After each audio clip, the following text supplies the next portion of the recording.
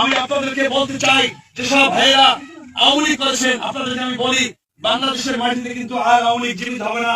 শেখ হাসিনা আর বাংলাদেশে আসবে না। বাংলাদেশ আওয়ামী লীগ নামে একটা সংগঠন আছে, সেই সংগঠন আর টিকবে না।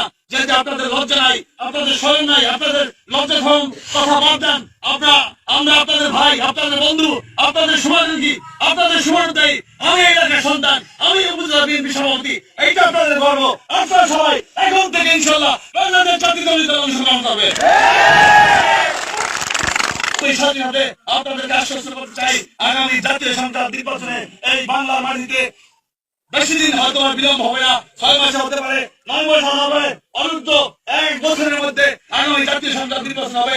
সেই জাতীয় সংসদ নির্বাচনে আমাদের নেতা আলহাজ এবিএম মোশাররফ হোসেন মোশাররফ ভাই এই আসলে ধানশীষের প্রার্থী হবে, সে এমপি হবে, সে মন্ত্রী হবে, দেশনেত্রী বেগম খালেদা জিয়া বাংলাদেশের প্রধানমন্ত্রী হবে।